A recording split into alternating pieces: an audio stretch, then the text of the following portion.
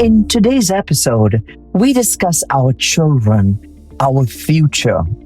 This is Caribbean Medical TV.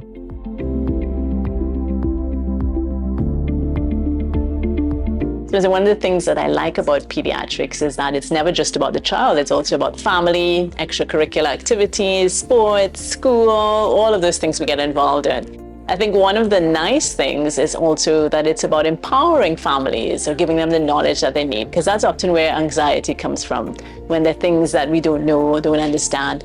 It's actually about forming a community of people who support each other. We're in this parenting journey together. Today, we explore health and wellness in its earliest and most vital stage. Journey with us through the Caribbean to hear insights in the world of pediatrics. Let us head over to St. Lucia to join Dr. Christian, the head of the pediatric department. So pediatrics is a specialty that cares for babies, so right after birth, up until around 16 years of age, depending on the setting that you're in. This is very important because we have, even though it's the pediatric department, we have the special care baby unit. Some persons may call it a nursery. We also have the pediatric ward, which basically caters for babies between the first 28 days of life up until you're 16 years old. We have an outpatient pediatric department where we see the well babies and the well children up until 19 years of age. And we also cater for the children who may be sick, who require some urgent attention, and who are being referred to our service in the emergency room. Now, within the first 28 days of life of any human, beginning from that first breath of life, it's very vital, because I usually tell the interns, that the sound of a baby crying when that baby is born is one of the most beautiful songs that you can ever hear, especially if this was a pregnancy that was so hard and rough and tough, and then finally this little one is born. When you hear that cry, it's the most amazing thing, because the amount of changes that happens within that short space of time can mean life or death for any human being in that moment. So the first minute of life and then the first 5 minutes, it always plays a big part in how this child is going to end up, how this child is going to grow thereafter.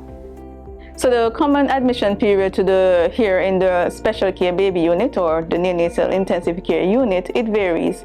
So if you have a term baby who's big but may have some breathing challenges, it can vary from around 5 days to a week. Some babies may come for a day observation. Some may need phototherapy and might be here for either a few days. But now the premature babies, the very tiny ones, our warriors as we call them, they can be in here from up to a month, sometimes as much as 2 months or even more, depending on the challenges that they may face during the admission period. My advice to any parent in the Caribbean or the world watching this broadcast and who have a baby in the neonatal nursery, we know that it is rough, but we are here to support you. So to our Caribbean mothers, I would say that prevention is the key. And how do we care for our children, bearing in mind prevention? 1, breastfeeding. Breast is the best, and then with the support of the vaccines, it helps to prevent the childhood illnesses. So let us try and focus on breastfeeding, because breast is best. And the good news is that once you breastfeed your baby, as they say, your baby's IQ would be much better and your child would be much healthier. And we also want to encourage vaccination because it helps to prevent childhood illnesses. Thank you, Dr. Donald. There is much to be aware of during this critical stage of our children's development. Let's travel over to St. Vincent the Grenadines to hear from pediatric neurologist Dr. Duncan Adams. So children go through different stages of development. The neurological system goes through a rapid change for the first 3 years of life and continues to develop all into young adulthood. Before birth, there is a rapid development that takes place in the first 8 weeks of life of the neurological system. And it's a very critical moment in the development of an individual, because anything that happens during that time can result in a developmental delay or neurological problem later on in life. After a baby is born, we have our infant stage. Some babies do come out as premature babies. So you have your premature babies, and those are at higher risk if they are born before 37 weeks. And then you have your neonatal stage that goes on to the first 30 days. That is followed by the infant stage from 30 days of life all up to the entire year of life. And during that stage, it's quite interesting because the changes that take place are really profound.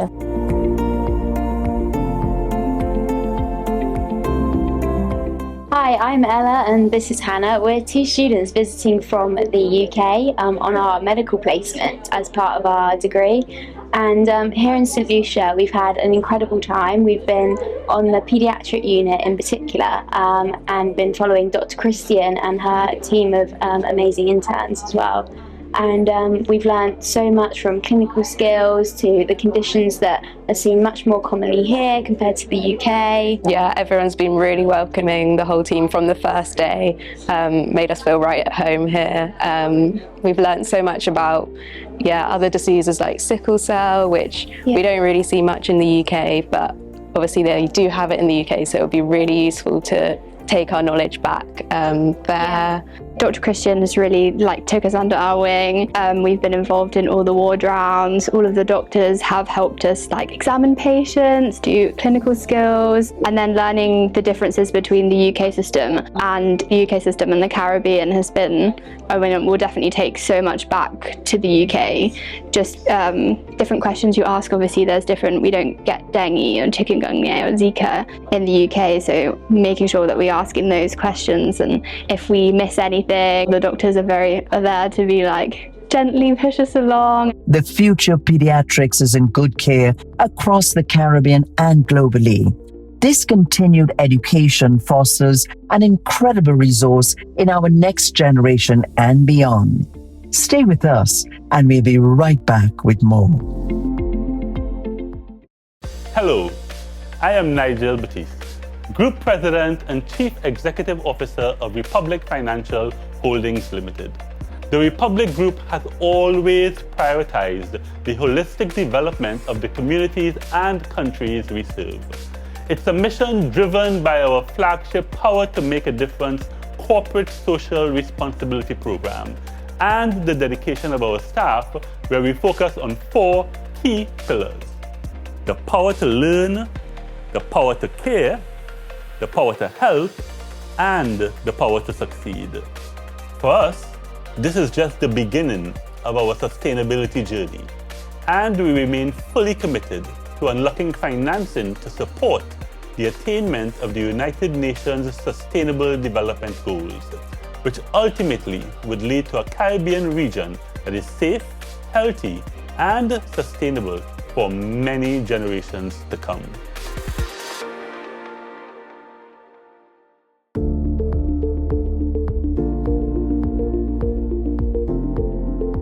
So I would encourage parents, know your child, be familiarized with what is considered normal development. Take your child to clinics regularly, especially your well child clinics, because sometimes it can be a bit difficult to pick up on these things when the child is actually sick. And a lot of times parents may actually take their child to the clinic only when they're sick. But there's an importance of the well child clinic. It's important to do it early because it's recommended that the earlier you start and you start intervention, the outcome would be 100% better. So we have mandatory vaccines in Trinidad. So basically it's a 2, 4, 6 months, 1 year, 15 months, 18 months, 2 years. And at 2 months, 4 months, 6 months, our mandatory vaccines are what we call the DTP, which is diphtheria, tetanus. Everybody knows tetanus. Pertussis, which is whooping cough, which a lot of people be like, what's that? But that's actually making a comeback a lot through the world. And they're actually in North America now, they're encouraging family members and pregnant women to get the shot. If grannies come in to help take care, they say granny should probably get that as well, because you don't want to bring that on to a brand new baby, because that also leads to hospital admissions, ICU admissions. You have the H influenza B and hepatitis B. And then you have the pneumococcal vaccine, which is basically in terms of chest infections, common chest infections, and gives that prevention. So you get that at 2, 4, 6 months. Then you also have at 1 year our MMR vaccine, which I call it the Disney World vaccine, because measles is one part of the MMR vaccine. And again, because we've had such vaccine hesitancy, going into crowded areas where you don't know, all it takes is one child, and if your child isn't vaccinated, you're at risk. One of the most common emergencies that we see is actually febrile seizures, or as people like to call it, fever fits. And there are a couple of things that are pretty important to us, because it's one of the scariest things you could actually see, because it's common 6 months up to about 6 years. And it's super scary for a parent. You're seeing your child having a seizure. Oftentimes, you don't actually know what's happening when it first starts, because eyes may roll back, and once parents see that, they're like, what is happening? And knowing what to do is actually one of the most important things. So knowing, okay, recognizing one, it's a seizure, putting on the left side, in what we call the recovery position, supporting the head, not putting anything in the mouth, because and so people love to stick fingers, spoons, anything that they can. So no, you're just putting on the side and protecting, and making sure they have a safe space, so nothing there that could harm them. So although fever is usually a sign of something not too worrisome, generally it's because of an acute viral illness. Parents should be mindful about fevers, particularly fevers last for a long time, such as more than 72 hours. This can indicate a more serious condition, such as a serious blood infection, brain infection, and in some cases, first sign of cancer. So if a child has persistent fevers, parents should be very vigilant and seek medical attention to address this. I would encourage all parents to have a thermometer at home and ideally check their temperature to ensure that it is a true fever. If there is a true fever, they should seek medical attention to address the cause. Thank you, Dr. Dindial and Dr. Matthews, for sharing your insights. There is so much to the field of pediatrics.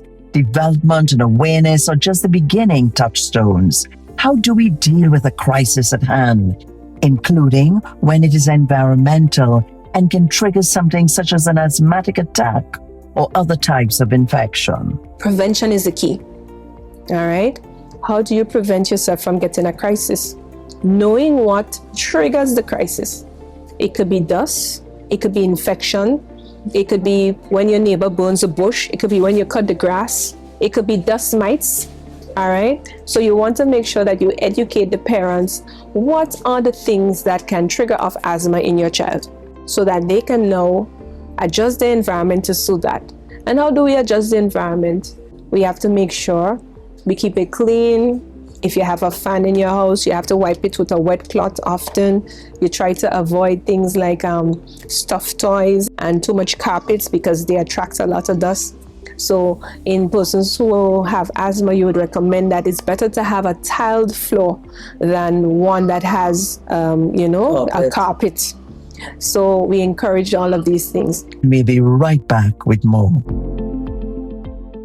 I am Navid Dukaran, CEO of Exim Bank, and we understand the power, impact, and transformative potential each citizen has.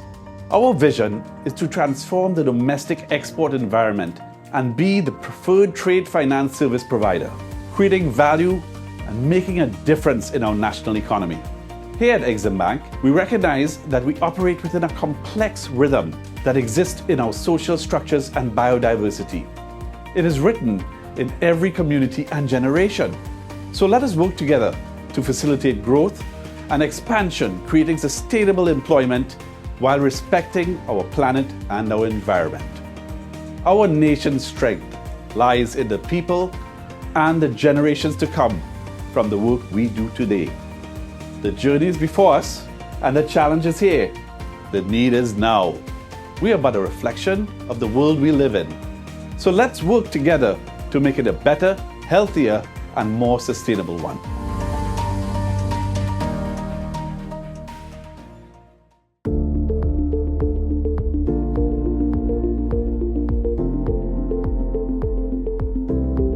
So in children, typically I see a lot of fungal infections, bacterial infections. Parents will often come and say, oh, there's some white spots coming up all over baby's skin or their child's skin. What is it? Parents get very focused on skin and appearance. And so they'll often pick up on just the smallest thing. And it's good to catch these things early. But because of the humidity and the climate, what we do see a lot of here are fungal skin infections, and they're very easy to treat, very treatable. Yeah, something to bear in mind with fungal infections especially is that they're very contagious. So I always explain to parents or patients that it's important to wash your towels at high temperatures, not to share towels, wash your bed sheets once you've started your treatment, and just take care of your surroundings and your clothing and what you're wearing every day. Carpets, also mattresses, sofas will also reduce the amount of fungal spores you're being exposed to. Our children face new and old challenges. Every day, medical professionals are working to combat these hurdles. It requires a community. It requires empathy, especially when it comes to pediatric cancer. In pediatric oncology or cancer, it is very unique compared to adults with cancer. Unlike many causes or environmental triggers that cause certain types of adult cancers, it's very different from children. The majority of childhood cancers are genetically driven, and the child is born with a mutation that has predisposed them to get cancer from the time of birth. In the Caribbean, childhood cancers fall under three main categories: leukemia, lymphoma, solid tumors, and brain tumors, also known as neuro-oncology. The most common types of cancers we see in the Caribbean, and these statistics are very similar to global statistics, are acute lymphoblastic leukemia, also known as ALL, acute myeloid leukemia, Hodgkin's lymphoma, neuroblastoma, and medulloblastoma. It's up to us to support our loved ones during challenging times, and this help comes in many forms. Even in the way we speak can make a lasting impact. It's a Caribbean thing that we don't teach emotional intelligence generally. So children don't know how to understand their emotions, how to manage their emotions, how to even know their emotions and be aware of their emotions. So how do you then communicate how you feel and all of that? And a lot of psychologists and doctors have come to the conclusion that there is no separation between mental and physical health, because all our emotions have a biological basis, right? So if I hug my baby now, then my body releases oxytocin. If I'm happy, there are endorphins and different things going on. If I am stressed out, cortisol is being released. So there's a biological basis. The physical aspect affects the mental aspect. The little boy fall down, little girl fall down, both of them cry. We take up the little girl, we kiss her little bobo, we tell her it's okay, and we tell this boy, what you crying for? Get up, man up. We're telling him very early that he can't be vulnerable, that he can't express, he can't, all of those kind of things. So what he has learned all his life is that the main way of expressing his emotions is through anger. It is all connected, the psychological and physical aspects of our daily living. That's why it is critical that we find balance. WHO recommends is 60 minutes of physical activity for young children every day. Now, very few of our children actually get that.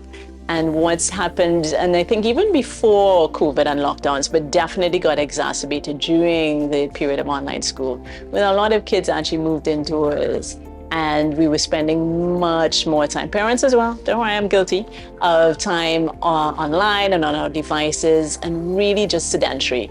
And that's having lots and lots of untold medical effects. So for instance, we're getting kids with orthopedic issues, back pain, neck pain, for instance, text them because this is constantly moving. But our bodies weren't designed to move. You know, we used to do growing up, go out and kick a ball, play cricket, do those kinds of things. It's hugely important for kids' development to learn how to interact and problem solve and how to play with others. The condition, obesity and overweight, let us start in utero. There are various factors which influence the condition, such as cultural factors. And you know, within our setting and other cultures too, the baby who is nice and plump with cheeks that you can pinch, that's looked on that they're healthy, but in fact, they are not the healthy ones. So we look at pregnancy, the weight gain in pregnancy impacts on obesity development later in life. Then we're looking at nutrition, playing a significant role. What's happened over the years is that our diet has been changed, our palates, children's palates have been changed. It's shown that when you are young, what you cultivate in a palatal taste is what influences what you select.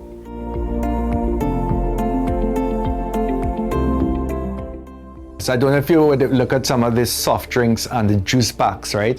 If you were to take the amount of sugars in some of the juice packs, you will have 9 or 10 tablespoons of sugar in a juice pack. And in some of the soft drinks is tablespoons.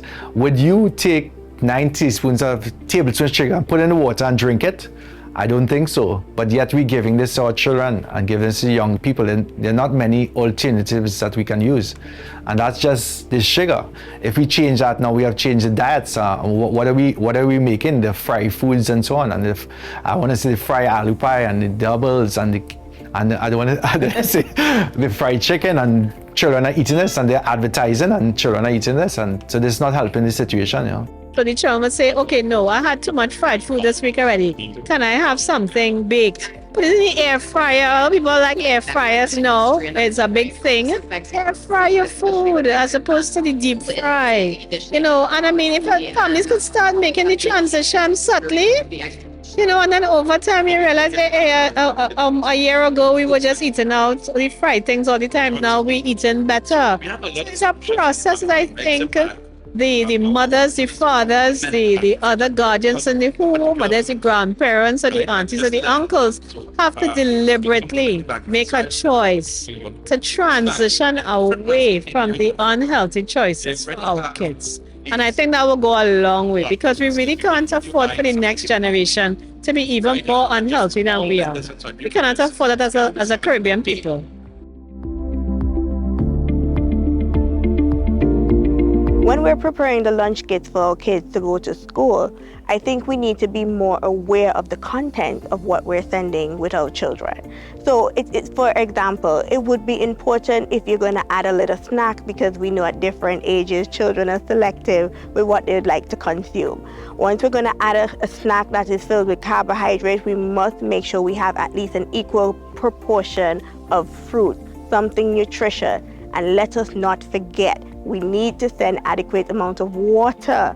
That is something that is lacking sometimes, where children are more prone to getting a larger quantity of the juices, the sodas, the sweetness. That is important, because these habits are going to be instilled in them, and as they get older, it's something that they will carry forward. And all of this, as simple as it sounds, will help to contribute the prevalence of diabetes and high blood pressure.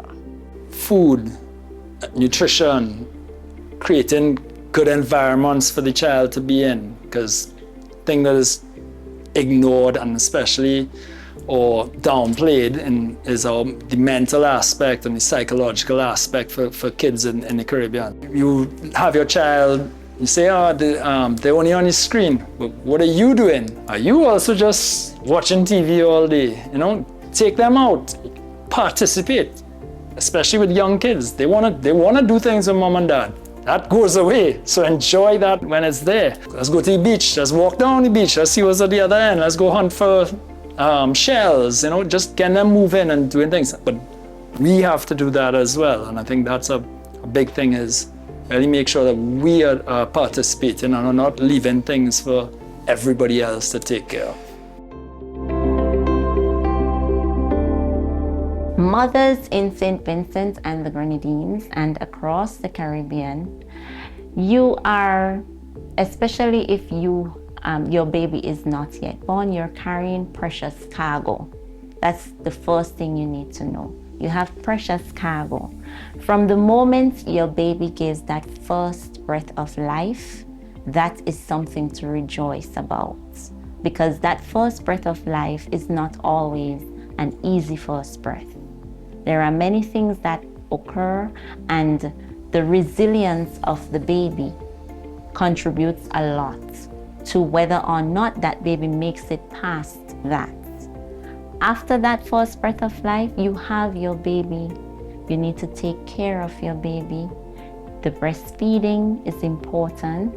Your checkups in your clinics, whether it be public or private, you need to do your follow-ups. Make sure if there is something of concern with your baby, do not be afraid to ask questions.